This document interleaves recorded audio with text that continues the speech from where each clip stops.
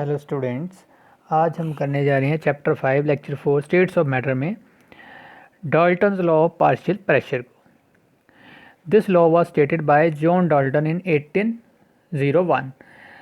ये लॉ जो है वो जॉन डाल्टन के द्वारा 1801 में दिया गया था। It states that the total pressure exerted by the mixture of non reactive gases is equal to the sum of the partial pressures of individual gases.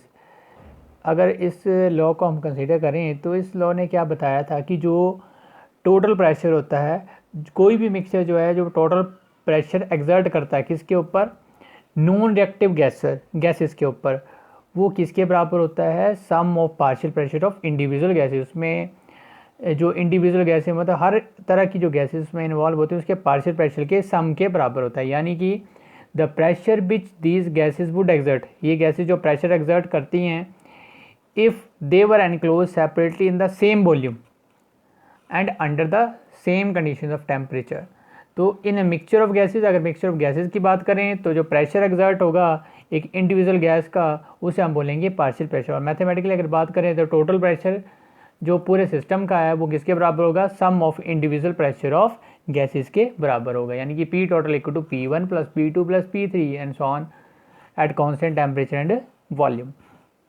जहाँ पी टोटल आपको दिख रहा होगा जिसको बोलते हैं total pressure exerted by the mixture of gas, ये सारी गैसेस का मिक्सचर जो है उसका टोटल प्रेशर है। और P1 P2 जो इसके कंपोनेंट्स हैं, ये जो इंडिविजुअल गैसेस हैं उनका पार्शियल प्रेशर डिनोट हो रहा है। Partial pressure in terms of mole fraction, अगर हम पार्शियल प्रेशर को मोल टर्म की जो मोल फ्रैक्शन उसके टर्म में एक्सप्रेस करना चाहें तो वैसे भी एक्सप्रेस कर सकते हैं। सपोज कर लें कि टेम्परेचर जो है कैपिटल T है और 3 gases enclose in volume B, जो वॉल्यूम बी में एनक्लोज है। एक्सर्ट जो पार्शियल प्रेशर एक्सर्ट कर रही हैं PA, PB और PC रिस्पेक्टिवली। तो आपने आइडियल गैस इक्वेशन पढ़ी थी PV इक्वल टू NRT, उसी को रीअरेंज करके यहाँ से PA की वैल्यू निकाली गई है जो कि आई है NART अपॉन V, क्योंकि हम कंपोनेंट ए टाइप की जो गैस है उसमें प्रेजेंट है उसके पार्शियल प्रेशर की बात कर रहे हैं। उसी तरह से PV आ गया NBRT अपॉन V, PC आ गया NCRT अपॉन B। तो हमने अभी पीछे पढ़ा कि पी टोटल किसके बराबर था, PA plus PB plus PC, उन सारे गैसेस के पार्शियल प्रेशर जो उनके इंडिविजुअल प्रेशर के सम के बराबर। अच्छा, अगर हम यहाँ जो ऊपर वैल्यू PA PB PC की निकाली है उसको सब्स्टिट्यूट करते हैं तो हमारे पास बनता है NART upon V plus NBRT upon B plus NCRT upon T। और अगर हम टोटल की बात करें, टोटल पार्शियल प्रेशर की बात करें उस मिक्सचर ऑफ गैसेस का, तो यहाँ देख सकते हो आप RT अपॉन B सभी में आ रहा है, उसको कॉमन निकाल दें तो अंदर बचता है Na plus NB plus NC। और अगर हम डिवाइड कर दें PA को जो ऊपर आपने लिखा है P equal to NART upon V, उसको डिवाइड कर दें P टोटल से जो टोटल प्रेशर है, तो हमारे पास क्या बनता है PA upon P total equal to, देख सकते हो आप Na एज इट इज़ और RTB भी आएगा, RTB अपॉन RTB बन जाएगा ना, और नीचे आ गया Na plus NB plus NC, RTB cut जाएगा। आप देख सकते हो वैल्यू सब्स्टिट्यूट करके, ये सारी टर्म कटने के बाद हमारे पास बचेगा Na upon Na plus NB plus NC। यानी कि Na अपॉन NB लिख सकते हैं कि टोटल नंबर ऑफ मोल्स आ गए किसके, पूरे के पूरे सॉल्यूशन के, पूरा का पूरा जो गैस मिक्सचर है उसके। तो यहाँ Na अपॉन N बन गया। और आपने पढ़ा है कि मोल फ्रैक्शन का फॉर्मूला क्या होता है कि number of moles of component, जिस कंपोनेंट के हम मोल्स निकालें वो, और नीचे आता है टोटल नंबर ऑफ मोल्स जो कि यहाँ N के बराबर है। यानी कि Na अपॉन N की बात करें तो ये है mole fraction of component A का। उसी तरह से यहाँ N का तो आपको लग गया है पता कि क्या होता है, टोटल मोल्स हैं। और हम इसको PA इक्वल टू X से P टोटल भी लिख सकते हैं। आप अगर रीअरेंज करें तो हमारे पास आता है PA equal to X into P total, देख सकते हो आप। सिमिलरली B कंपोनेंट के लिए भी लिख सकते हैं, C कंपोनेंट भी लिख सकते हैं, क्योंकि गैसेस तो काफ़ी सारे मिक्स हैं उसमें, तो क्या हमने सिर्फ 3 कंपोनेंट को स्टडी किया है। तो ये आ गई मोल फ्रैक्शन के टर्म में पार्शियल प्रेशर को रिप्रेजेंट करना। उसके बाद आता है हमारे पास kinetic molecular theory of gases, जो कि काफ़ी इंपॉर्टेंट टॉपिक है। इसके पोस्टुलेट्स जो एग्जामिनेशन पॉइंट से भी उसे काफ़ी इंपॉर्टेंट है, पूछे जाने वाले हैं। अच्छा, इसके क्या पोस्टुलेट्स है, assumptions और postulates of kinetic molecule theory of gases are given below. These postulates are related to atoms and molecules which cannot be seen. Hence it is said to provide a microscopic model of gases. आपको पता है कि जो gases में atom या molecules होते हैं जिनसे मिलकर वो बनी होती है उनको हम देख नहीं पाते, तो इसलिए हमें ये जो मॉडल था इसने हमें एक माइक्रोस्कोपिक मॉडल प्रोवाइड किया था, माइक्रोस्कोपिक पिक्चर प्रोवाइड की थी किसके बारे में, गैसेस के बारे में, जिसका फर्स्ट पोस्टुलेट था कि gases consist of large number of identical particles that are so small and so far apart on the average that the actual volume of the molecule is negligible in comparison to empty space between them. They are considered as point mass. This assumption explains the great compressibility of gases. इसके first postulate में बोला गया था कि जो gases होती हैं उसमें काफ़ी सारे पार्टिकल्स होते हैं और उनका साइज़ लगभग आइडेंटिकल होता है, यानी कि जिससे वो मिलके बनी होती हैं, उसमें एटम और मॉलिक्यूल दोनों तरह के आते हैं। और उसने बोला था कि दैट आर सो स्मॉल, और वो इतने छोटे होते हैं और इतने दूर दूर होते हैं कि उनका जो वॉल्यूम है उसको हम नेग्लिजिबल कर देते हैं, ठीक है। दे आर, और उनको हम कैसे कंसिडर करते हैं कि वो एक पॉइंट मास की तरह हैं। तो इस एजम्पशन ने जो आपने पढ़ा है कि गैसेज जो काफ़ी कंप्रेसिबल होती हैं, कंप्रेसिबिलिटी सबसे ज़्यादा होती है, उसको एक्सप्लेन किया था। यानी कि उसने बताया कि जो गैसेज पार्टिकल्स होते हैं वो लगभग आइडेंटिकल साइज़ के होते हैं और इतने छोटे होते हैं कि और इतने दूर दूर होते हैं कि उनको हम जो वॉल्यूम है उसको कैलकुलेट भी नहीं कर पाते, यानी कि उनको हम ईजिली कंप्रेस कर सकते हैं, जिसकी वजह से जो गैसेज है उनकी कंप्रेसिबिलिटी जो भी ज़्यादा होती है। सेकेंड उसने पोस्टुलेट बोला, there is no force of attraction between the particles of gas at ordinary temperature and pressure.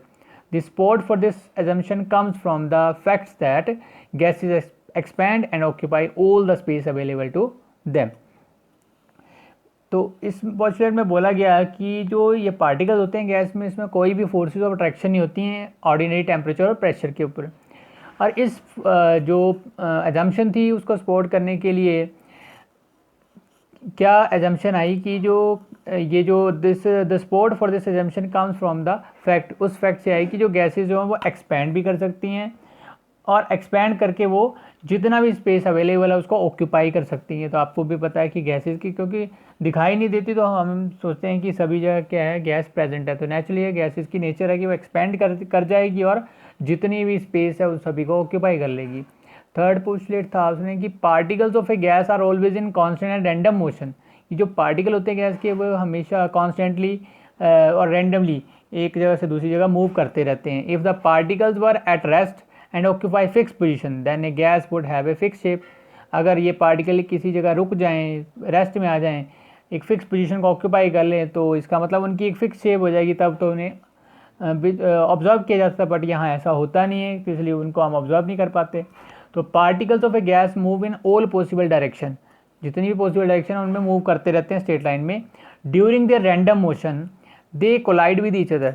जब वो रैंडमली मूव कर रहे होते हैं एक जगह से दूसरी जगह तो वो एक दूसरे के साथ टकराते हैं और या जिस कंटेनर में स्टोर्ड है उसके साथ भी टकराते हैं।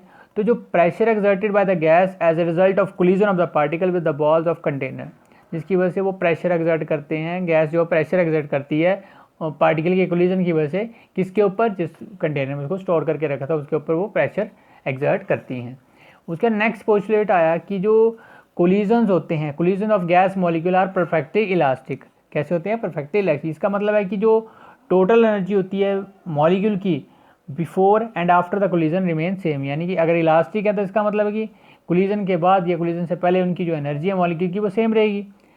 There may be exchange of energy between colliding molecule, हालांकि टकराने के बाद एक्सचेंज हो सकती है एनर्जी एक मॉलिक्यूल से दूसरे मॉलिक्यूल में। देयर इंडिविजुअल एनर्जी में चेंज, उनकी इंडिविजुअल एनर्जी चेंज कर सकती है, बट जो सम होगा उनके एनर्जी का, उन सारे मॉलिक्यूल की एनर्जी का जो सम होगा वो हमेशा कांस्टेंट रहता है। यानी कि if there were loss of kinetic energy, अगर लॉस होता है काइनेटिक एनर्जी का तो जो मोशन है मॉलिक्यूल का वो स्टॉप कर जाएगा, क्योंकि मोशन की वजह से तो काइनेटिक एनर्जी होती है। अगर काइनेटिक एनर्जी का लॉस हो जाएगा तो वो मॉलिक्यूल स्टॉप कर जाएगा और गैसेज जो वो नीचे बैठ जाएंगी।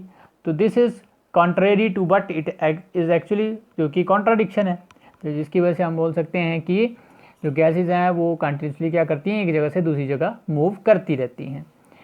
नेक्स्ट पोस्टुलेट आया कि at any particular time different particles in the guys have different speeds. एक पर्टिकुलर टाइम ले लें तो जो डिफरेंट पार्टिकल्स हैं गैस के उनकी डिफरेंट स्पीड्स, अलग अलग स्पीड्स हो सकती हैं और उनकी काइनेटिक एनर्जी भी डिफरेंट हो सकती हैं।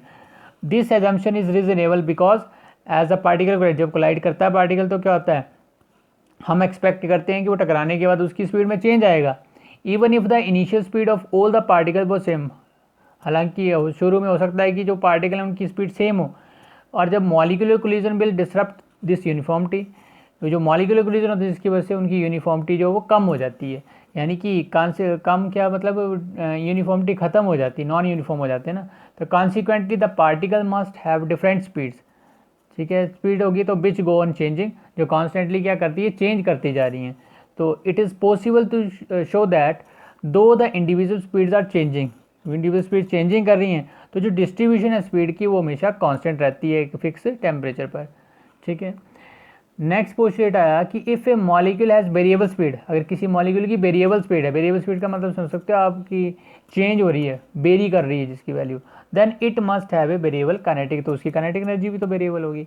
तो in kinetic theory it is assumed that average kinetic energy of the gas molecule, जो एवरेज काइनेटिक एनर्जी किसी गैस मॉलिक्यूल वो किसके डायरेक्ट है, उसके एब्सोल्यूट टेम्परेचर के, यानी कि अगर हीट करेंगे, ठीक है, गैस को कांस्टेंट वॉल्यूम के ऊपर, तो उसका प्रेशर इंक्रीज करेगा, और ऑन हीटिंग द गैस जो काइनेटिक एनर्जी है पार्टिकल की वो भी क्या करेगी, इंक्रीज करेगी। And they strike the walls of container, क्योंकि गर्म करने के जिसमें कंटेनर में रखा है तो नेचुरली उसकी जब काइनेटिक एनर्जी बढ़ेगी तो उसके मॉलिक्यूल जो वो एक्सेलरेट कर देंगे, मूव करना शुरू कर जाएंगे। जैसे ही मूव करना शुरू करेंगे वो क्या करेंगे, जो कंटेनर की वॉल उसके साथ टकराएंगे फ्रिक्वेंटली, और जिससे क्या होगा, प्रेशर एक्सर्ट होगा। तो ये कुछ एक इसके पोस्टुलेट थे। तो आज हमने पढ़ा Dalton law of partial pressure, और उसको हम मोल फ्रैक्शन की टर्म में कैसे एक्सप्रेस कर सकते हैं उसके बारे में स्टडी किया। फिर हमने कुछ एक पोस्टुलेट से kinetic molecule theory of gases उसके बारे में स्टडी किया। अब जो हमारा नेक्स्ट लेक्चर होने वाला है उसमें हम कुछ इसकी स्पीड से रिलेटेड कंसेप्ट है उसके बारे में स्टडी करेंगे। फिर लिक्वेशन ऑफ गैस की बात करेंगे, उसमें कुछ एक टर्म है सरफेस टेंशन विस्कोसिटी, उसके बारे में डिस्कस करेंगे। अगर आपको मेरी वीडियो अच्छी लगी तो उसका लाइक करें, शेयर करें और मेरे चैनल को सब्सक्राइब करें। So thank you for watching.